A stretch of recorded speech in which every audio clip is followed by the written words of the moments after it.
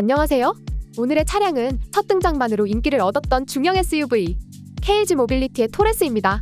사전 계약도 쌍용에서 있을 수 없는 일이 일어났다. 쌍용의 구세주다 라고 말할 정도로 많은 사람들을 놀라게 한 바 있는데요. 전체적인 디자인을 봤을 때도 이게 쌍용 자동차 맞나 할 정도로 도전적인 시도를 많이 한 모델이라 볼 수 있는 부분일 것 같습니다. 이번 영상은 토레스 구매를 앞둔 오너님들께 도움이 될 만한 정보들을 알려드릴 건데요. 여기에 차량을 더욱 경제적이고 실속 있는 방법으로 출고받을 수 있는 방법까지 말씀드릴까 해요. 점점 날씨가 풀리면서 캠핑이나 나들이 떠나시는 분들이 많을 텐데요. 토레스를 보면 캠핑을 잘하는 사람이 만든 게 아닌가 할 정도의 디테일함이 보여지는 부분들이 있는 것 같습니다.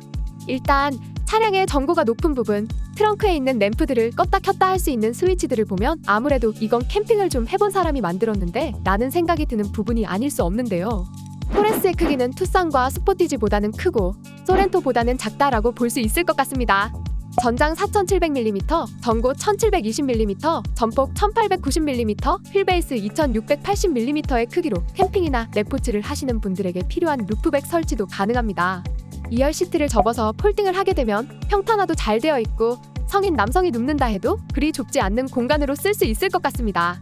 실내를 선택하실 때는 아예 블랙보다는 컬러감이 좀 더 있는 시트를 선택하는 게 더 좋아 보이지만 현대기아와는 또 다른 색감을 내주는 시트도 다양한 매력이 있을 걸로 보여집니다. 핸들의 디자인도 동그라미가 아닌 약간의 사각형 느낌을 주는 것이 특징이고 그 사이로 계기판이 잘 보인다는 장점도 가지고 있습니다. 대시모드 같은 경우는 평평한 느낌으로 뭔가 여태까지 쌍용차에서 볼 수 없는 깔끔함을 느낄 수 있는 그런 모델의 토레스가 아닌가 생각됩니다. 기어봉은 스틱 형태로 되어 있고 차량의 외장 컬러도 원톤과 투톤으로 나누어져 있는데 자세한 색상은 사진 참고해 주시고요.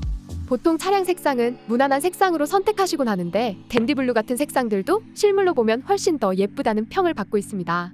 계기판 부분은 아주 얇은 형태로 구성이 되어 있고 디스플레이 같은 경우도 물리 버튼을 대신할 통합 컨트롤 패널을 적용하여 오너분들이 간편하게 이용하실 수 있을 것 같네요. 참고로 물리 버튼은 비상등 버튼 하나밖에 없고 모든 작동 버튼은 디스플레이 안에 들어가 있어서 센터 패시아 부분이 아주 깔끔해 보입니다. 온도 조절하는 부분이나 통풍 시트 조절도 디스플레이 안에 있어서 터치로 조절하실 수 있습니다. 이런 부분들을 봤을 때 대단하다는 평이 나올 수밖에 없는 것 같습니다. 많은 투자를 하지 못해 이전에는 아쉬움이 드러났던 부분들이 유용한 기능들로 꼼꼼히 채워졌다는 의견들이 많더라고요. 차량의 정숙성도 너무 좋고 주행할 때 보닛이 시야에 보이는 부분은 호불호가 있지 않을까 생각되는 부분인데요. 이런 부분은 실제로 주행을 해보시면 좀 더 느낄 수 있지 않을까 생각됩니다. 최대 출력 170마력으로 아주 넉넉한 출력은 아니지만 낮은 RPM에서 잘 튀어나가는 느낌을 주고 있기 때문에 부족한 출력은 아니라고 생각됩니다. 이전에도 워낙 변속기에 대한 이슈가 많았기 때문에 좀 더 보수적이고 안정적인 방법을 선택한 게 아닌가 생각이 되는 부분이었는데요. 토레스에는 아이신 3세대 6단 자동 변속기가 탑재되어 있습니다. 검증된 변속기를 사용해서 변속기에 대한 이슈를 최대한 잡기 위한 노력을 하지 않았나 생각되는 부분입니다. 토레스를 보면 이래도 되나 싶을 정도로 가장 낮은 기본 모델에서부터 편의 기능들이 많이 들어가 있는 걸 보실 수 있습니다. 하지만 깡통 차량으로 이용하게 되면 가장 아쉬운 부분은 스마트 키가 아닌 꽂아서 쓰는 키라는 부분이 아닐까 싶습니다.